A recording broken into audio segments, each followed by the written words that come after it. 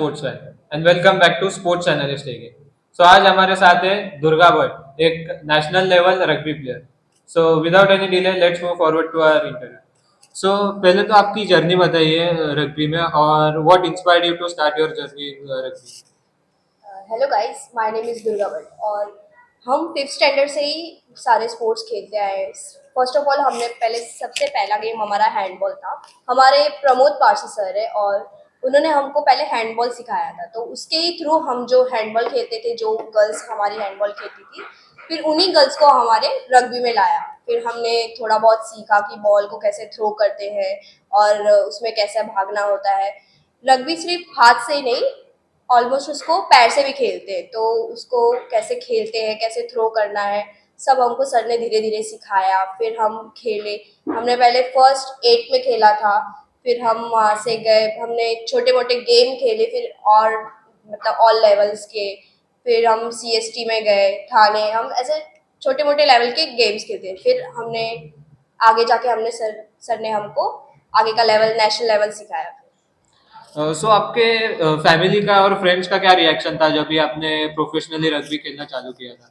सो पहली बात तो मेरी बहन भी वही इंडस्ट्री से थी, तो उसको इस गेम का बहुत ही ज़्यादा नॉलेज था, तो उसने मुझे इनकरेज किया कि आगे जा, तू ये गेम खेल। और मेरी मम्मी को तो ये गेम पता भी नहीं था, तो तभी मेरी मम्मी ने मेरे मुझे सपोर्ट किया और मैं आगे तक खेली फिर। ओके। और क्या क्या चैलेंजेस आपको फेस करने पड़े थे रग्बी में अर्ली ऑन? पहली बात तो हमारे पास जर्सियाँ नहीं थी, तो हम ऐसे ही यूनिफॉर्म में चले जाते थे खेलने के लिए ग्राउंड में। और हमारे पास स्टड्स भी नहीं हुआ करते थे, तो हम ऐसे ही सैंडलों में ही खेल लेते थे चाहे तो, या फिर स्कूल शूज़ में ही खेल लेते थे। तो ऐसे ही हम धीरे धीरे करते गए आगे। ओके। और एज अ फीमेल आपको कुछ ऑब्स्टेकल आए थे कि फीमेल ओरिएंटेड गेम नहीं है, ज्यादा मेंस ओरिएंटेड, स्पोर्ट्स फील्ड ही पूरा मेंस ओरिएंटेड है, सो उस रिलेटेड कुछ ऑब्स्टेकल्स आए थे आपको करियर में? हाँ, मतलब ज़्यादातर पहले तो बॉयज़ ही खेलते थे, मगर फिर गर्ल्स लोग को बहुत कम लेते थे कि गर्ल्स लोग को ये गेम में लग जाएगा, क्योंकि हमें टैकल मारना पड़ता है, तो हमारे पास वो टैकल पैड्स नहीं हुआ करते थे। तो फिर ऐसे में लड़कियां भी बहुत कम रहती थी कि उनको लग जाएगा, यहाँ लग जाएगा, वहाँ लग जाएगा, तो करते थे। तो इसलिए बट तभी भी हमारे सर ने और हम मेरी फैमिली ने मोस्टली बहुत सपोर्ट किया मुझे आगे जाके। ओके।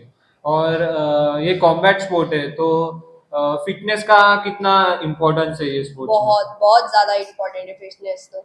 अगर गर्ल्स के लिए तो मोस्टली बहुत ही ज़्यादा इम्पोर्टेंट है फिटनेस के लिए। तो सर हमको लेते थे अच्छा फिटनेस की, रोज भागना, मतलब 1 to 2 आवर्स तो हमारा फिटनेस ही हुआ करता था। फिर जाके हम गेम का नॉलेज आगे लेते थे, तो फिटनेस तो बहुत इम्पोर्टेंट है। सो आप मेंटली कैसा प्रिपेयर करते हो टफ मैचेस के लिए, उसके बारे में थोड़ा बताइए। सो हमारी जो कोचेस रहती है, जैसे कि देवयानी मोपे और मानसी पवार, ये हमारी कोचेस रह चुकी है, प्लस हमारी कैप्टन भी रह चुकी है हमारी टीम में। तो हमको पहले ही मेंटली प्रिपेयर कैसे करना चाहिए, वो हमको मैच से पहले 1-2 घंटे हमारा अच्छा वार्म अप लेती थी। और हमको बोलती भी थी कि तुम्हारी क्या मिस्टेक्स है, प्रीवियस मैच में हमारी क्या मिस्टेक्स हुई है, कि दुर्गा तूने ये नहीं किया है, तूने वो करना चाहिए था, तुझे उस वक्त तुझे ये मूव्स करने चाहिए थे, वो मूव्स करने चाहिए थे, तो वो हमको बताती थी और बहुत ही काम डाउन होके बताती थी। और हमारी बहुत अच्छी स्ट्रेचिंग लेती थी, हमको ब्रीद इन ब्रीद आउट ये सब बहुत मोस्टली इम्पोर्टेंट है। टाइम पे पानी पीना हमारा, और मैच में हमारा जो भी मिस्टेक्स हुआ है वो मैच के अंदर ही, मतलब अगर हमारी कोई मिस्टेक्स हुई है मैच में, तो एक दूसरे पे नहीं चिल्लाना, काम डाउन होके सारी बातें करना। सो आप एक स्टूडेंट भी हो अभी, और स्पोर्ट्स भी खेलते हो, तो आपने स्पोर्ट्स और स्टडीज दोनों एक साथ कैसे मैनेज किया, वो बताइए थोड़ा। अ, सबसे पहले तो मेरे सुबह 6 बजे की प्रैक्टिस होती थी, तो मैं सुबह 6 बजे प्रैक्टिस को जाती थी। फिर हमारा 2 घंटे की प्रैक्टिस रहती थी, उसमें सारे फिटनेस लेते थे। फिर मैं 8 साढ़े 8 बजे मिनिमम हमारा लेक्चर होता था, फिर हम लेक्चर अटेंड करते थे। फिर लेक्चर अटेंड करने के बावजूद भी हम 12 बजे छूटते थे। फिर बाद में हम उसके बाद 1-2 घंटा हमारा जिम होता था। फिर जिम के बाद हमारा लास्ट शाम को हमारा प्रैक्टिस मैच होता था, तो हम वहाँ पर प्रैक्टिस मैच खेलने के बाद हमारा कूल डाउन सेशन होता था। कूल डाउन सेशन में हमारा हमको बताते थे कि तुमने आज ये किया है, वो किया है, प्लस हमारी मिस्टेक्स, फिर हमारे सारे मैच में क्या क्या किया हमने, वो हमको बताते थे। फिर उसके बाद हम घर जाते थे, घर जाने के बाद भी हमको 1 घंटा तो कम से कम पढ़ना ही पड़ता था, तो फिर हम ऐसे ही हमारा रेगुलर पीरियड चलता रहता था। सो रग्बी एक टीम स्पोर्ट है, तो टीम स्पिरिट बहुत इंपॉर्टेंट होता है। तो टीम स्पिरिट बनाए रखने के लिए आपके कोच ने कुछ हेल्प किया था, या आप कुछ आपके टीम में कुछ वैसा आप करते हो, उसके बारे में थोड़ा बताइए। हाँ, हमारी टीम में से तो हमारी टीम बहुत अंडरस्टैंडिंग थी और हमारी कोचेस भी बहुत अंडरस्टैंडिंग थी, मतलब एज अ फ्रेंड रहती थी हमारे साथ, ऐसा नहीं कि वो हमारे साथ एज अ कोच ही बन के रहे।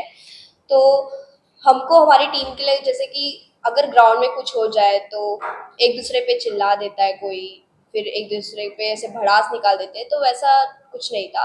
अगर ग्राउंड पे जो कुछ हो गया तो वहीं पे ही खत्म करना है, और हमें बाहर फिर अच्छे से एक्सप्लेन करती थी कि दीदी कि ऐसे नहीं, अगर एक दूसरे जैसे जैसे हमारी एक दूसरे की बन नहीं रही है अगर किसी पे, तो दीदी हमको उसी के ही साथ पेयर कर देती थी और बोलती थी कि पूरा दिन भर हमें उसके ही साथ रहना है जब जब तक मैच नहीं हो जाता।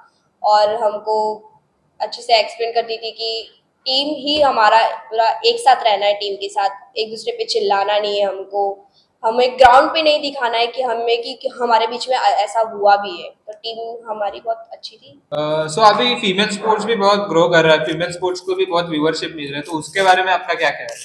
हाँ, वैसे तो फीमेल्स में भी बहुत ग्रोथ आ रहे हैं कि जितना टाइम उनको बॉयज लोग को मिलता है प्रैक्टिस करने के लिए, उतना ही टाइम गर्ल्स को भी मिलता है।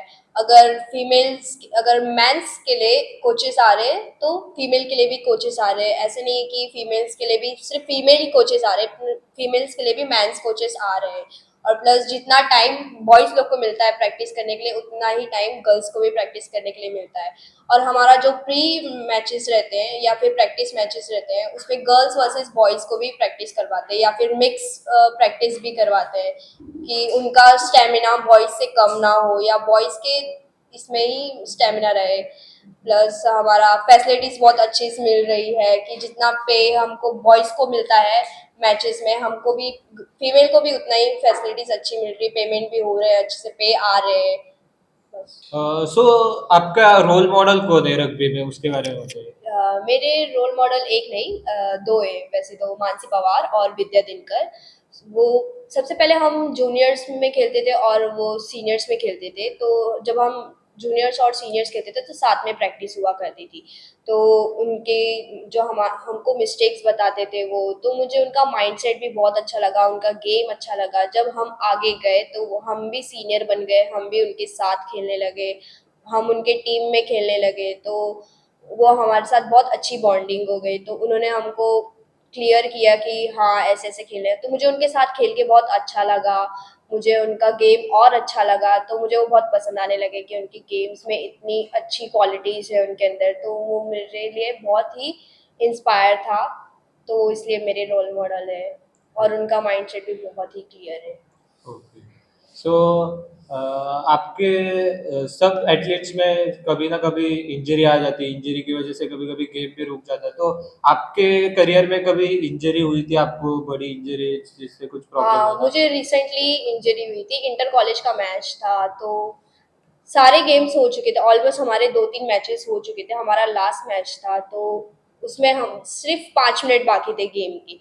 तो उस गेम के बीच में मैंने एक लड़की को टैकल मारा, तो उसका स्टड्स मुझे मेरे आईब्रोज पे लग गया था, तो उससे बहुत ज़्यादा ही मुझे ब्लीडिंग होने लगी, कट्स आ गए थे, तो मुझे स्टिचेस भी लगाने पड़े। बट तभी भी मैंने बाहर गई, मैच के बाहर ही गई तुरंत, और मैंने फटक से टेपिंग की, फिर टेपिंग करने के बावजूद भी मैं अंदर आई, फिर मैं खेली वापस। मेरे जो कोच थी मुझे उसने बोला कि नहीं तू खेल सकती है, तो उसने मुझे तभी भी अंदर गेम के अंदर जाने दिया मुझे।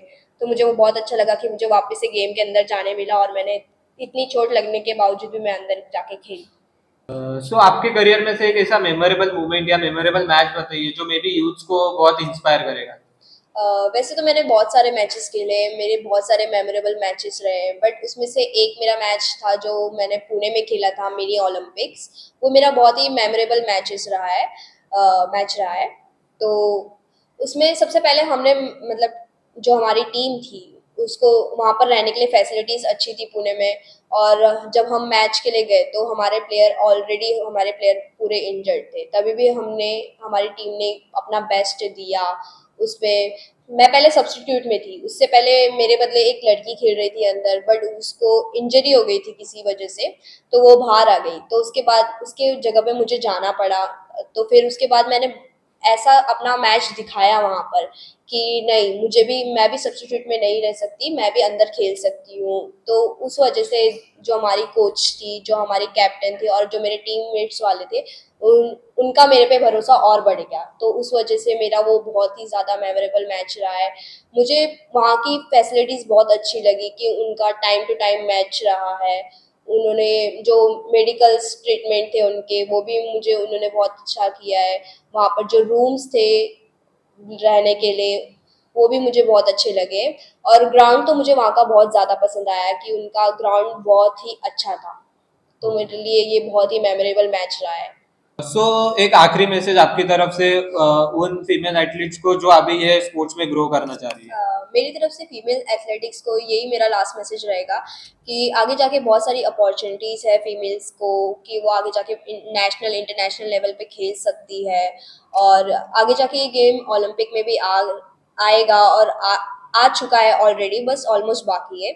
और मेरी तरफ से हमारे जो प्लेयर्स हैं उनको, आधे से ज़्यादा प्लेयर्स को तो शिव छत्रपति अवार्ड भी मिल चुका है। तो ये तो फीमेल्स के लिए बहुत गर्व की बात है। और हमारी जो टीम है, मतलब जो हमारे एथलेटिक्स है, उनको अच्छे अमाउंट भी मिल रहे हैं, अच्छे पैसे मिल रहे हैं ये गेम में। तो मेरी तरफ से तो फीमेल्स के लिए बहुत सारी अपॉर्चुनिटीज़ है। सो आगे भी जाके गेम अच्छा रहेगा। So thank you so much, बहुत अच्छा था आपके साथ बात करना, बहुत सारे इंसाइट्स मिले आपकी तरफ से। So it was really good, really thank you. मुझे भी आपको थैंक यू बोला है, मुझे भी बहुत अच्छा लगा इनसे बात करके। ये इंटरव्यू अच्छा था।